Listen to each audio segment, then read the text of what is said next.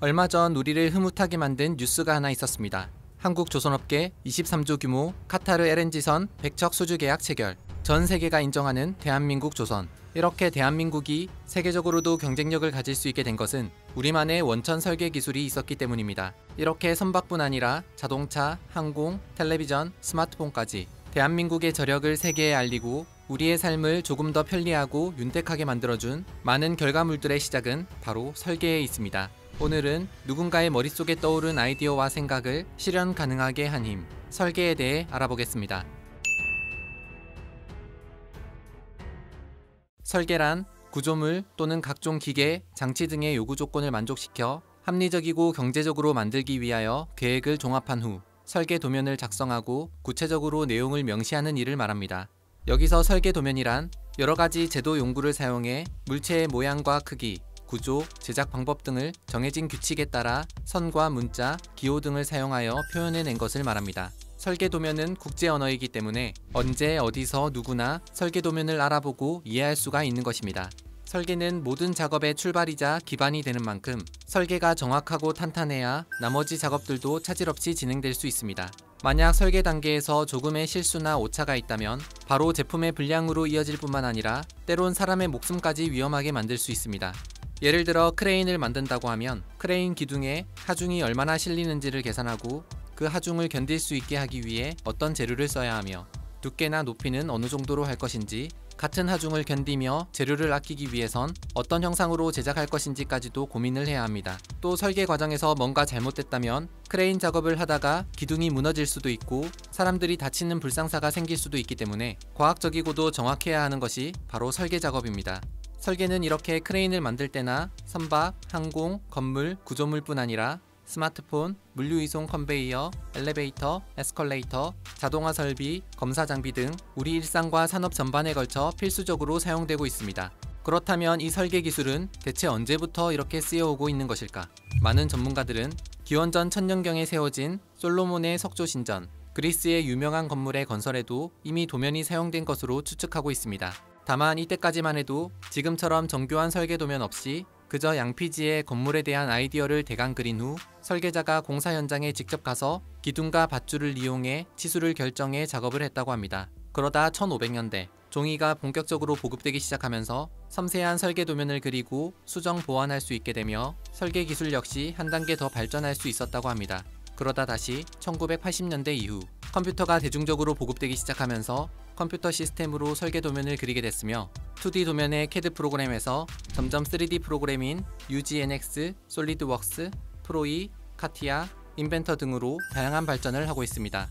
단순 조립도와 단품도의 도면 작업이 주된 설계의 기능에서 벗어나 현재는 제품의 다양한 해석과 시뮬레이션을 통한 메커니즘 분석 등 체계화된 기술로 시제품을 만들어 양산 제품까지 제작하는 기간도 많이 단축되고 있습니다. 그렇다면 설계는 어떤 식으로 이루어지는 것일까? 예를 들어 자동차 한 대를 만들어낸다고 가정을 했을 때 자동차를 만들어내기 위해선 이 차가 주로 사람을 태우는 자동차인지, 도로를 청소하는 살수차인지, 콘크리트 반죽을 실어 나르는 레미콘인지 설계할 자동차의 유형에 따라 구조적인 특징이나 설비품 등을 검토하고 관련 자료를 분석한 후 안정성 및 성능, 경제성 등을 고려해 생산 도면을 설계합니다. 자동차 설계는 크게 덩어리 설계와 부품 설계로 나눠져 있는데 보통 얘기하는 자동차 설계 인력은 주로 부품 설계를 말합니다. 부품 설계는 말 그대로 부품 하나하나에 대한 설계를 뜻하는데 부품의 성격이나 분야에 따라 다시 또 세분화됩니다. 인스트루먼트 패널이나 시트, 트림류 등 각종 인테리어 부품을 만들어내는 의장 설계, 바디나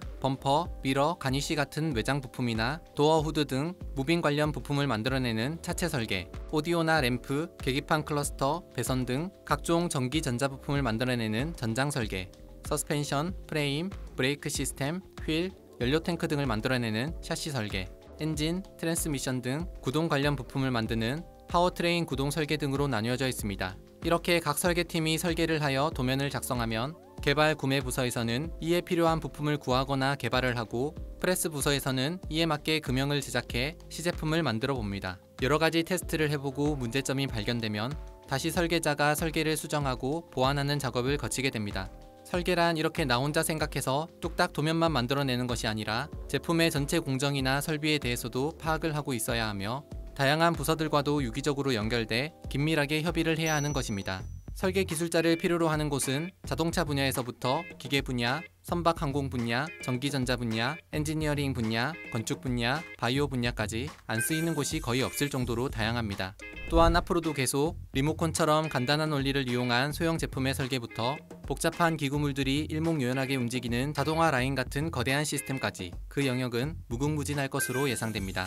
특히 날이 갈수록 컴퓨터를 이용한 종합생산 자동화가 중요해짐에 따라 그에 대한 연구개발에 투자가 급증하고 있는 상황으로 향후 그에 따른 기술 인력의 수요도 크게 증가할 전망입니다. 그렇다면 이런 설계 기술은 어디서 어떻게 배울 수 있을까? 먼저 국가인적자원개발 컨소시엄 사업을 통해 무료로 설계 기술을 배울 수 있는 곳들이 있습니다. 기계 분야에서는 LG전자, 포스코, 현대자동차, 한국기계산업진흥회, 현대로템, 경남테크노파크, 대전테크노파크, 대동공업, YG원 등, 건설 분야에서는 전문건설공제조합, 광주대학교, 조선 분야는 만에너지솔루션즈 코리아, 자동차 분야에서는 쌍용자동차, 아진산업, 울산테크노파크 등, 전자 분야에서는 네페스, 경북IT융합산업기술원, 대전정보문화산업진흥원, 3D융합산업협회 등, 항공기 제작 분야의 한국항공우주산업 등 대한민국 청년이라면 누구나 공동훈련센터에서 다양한 훈련 분야의 설계 기술을 배울 수 있으며 또 현재 중소기업 재직 근로자의 경우에도 원한다면 누구나 국가인적자원개발 컨소시엄 사업을 통해 전문적이고 체계적인 설계 기술을 배울 수 있습니다. 자세한 사항은 챔프 홈페이지 www.c-hrd.net을 참고하시기 바랍니다. 지금까지 나의 생각과 아이디어를 현실로 세상을 반짝 빛나게 할지도 모를 설계 기술에 대해 알아봤습니다.